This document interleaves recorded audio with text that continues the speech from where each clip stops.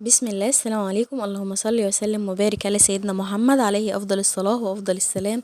ازيكم؟ عاملين ايه؟ اتمنى ان انتوا دايما تكونوا بخير وبصحة جيدة وفي احسن حال. عاملين مع بعض النهاردة العيش السوري. العيش السوري عيش الشاورما يا جماعة. بتعمل فيه الشاورما تحفة تحفة بجد، عيش جميل جدا. بتعمل فيه البطاطس السوري اللي كلنا عارفينها وبنعشقها وبنموت فيها، تعمل فيه النجتس تحفة يا جماعة لما تعمليه في البيت، خصوصا ان مقاديره بسيطة جدا جدا، مش هيكلفك حاجة، وهتعملي كمية جميلة وخفيف ورقيق كده زي اللي بتجيبيه من بره بالظبط. يلا نقول بسم الله ونبدأ مع بعض ونشوف مقاديرنا هتبقى ايه. معايا 3 كوبايات من الدقيق زي ما انتوا شايفين كده، طبعا الدقيق بتاعنا منخول. معايا رشة ملح يعني ربع معلقة صغيرة من الملح. معايا كوباية من اللبن الرايب وممكن تستبدليها بزبادي لو ما عندكيش لبن رايب. ومعايا نص كوباية من الزيت. حطيت الملح وقلبته كده، وبعد كده حطيت الزيت وحطيت اللبن الرايب، وهبتدي اقلب فيه واعجن فيه عجن كويس جدا لغاية ما العجينة بتاعتي تبقى ناعمة وتبقى يعني هي المقادير كده مظبوطة جدا ان شاء الله. تبقى ناعمة وطرية، اقعدي بقى اعجني فيها اعجني فيها.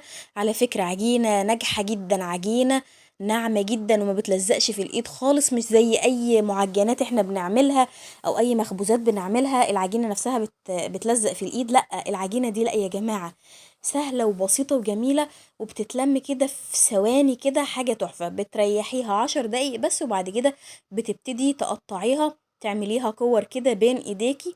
سهلة جدا جدا، ما بتاخدش وقت خالص في التحضير زي ما قلتلك. يا دوب هتريحها بس 10 دقايق. طبعا هي ما فيهاش خميرة ولا فيها حاجة عشان تسيبيها ترفع شوية، انتي بس بتريحيها عشان تبقى سهلة في الفرد معاكي بعد كده. وبعد كده بنبتدي نقطعها زي ما انتوا شايفين. بتقطعيها بقى وبتعمليها كور كده، الكور تكون حجم وسط، ما تكونش صغيرة خالص وما تكونش كبيرة، حجم وسط، لان العيش ده بيبقى رقيق وبيبقى كبير، حجمه كبير ما شاء الله، يعني زي ما بنجيبه من بره بالظبط. هنعمله مع بعض النهارده. رشه دقيق بقى كده على الرخامه بتاعتي او على السطح اللي انا هفرد عليه، وابتدي افرد عليه. اجيب اول كوره عملتها في الاول خالص، من اول كوره ببتدي ابدا افرد. يعني الكوره الاولانيه اللي عملتها ببتدي افردها ليه؟ عشان هي بتكون ارتاحت، ما اجيبش الاخيره، لان الاخيره بتكون لسه مش مرتاحة ومش هتفرد معاكي بسهولة وببساطة. لكن اول كورة انت عملتيها هتفرد معاكي بسهولة خالص. هتبتدي تفرديها في الاول بايديكي كده، شوية دقيق تحتها وشوية دقيق فوقها، بعد كده بالنشابة بتاعتك او الفرادة بتاعتك هتبتدي تفرديها. هتلاقيها بتفرد معاكي وزي القمر زي ما انت شايفة كده. افردي بقى زي ما انت عايزة، خليها رقيقة جدا.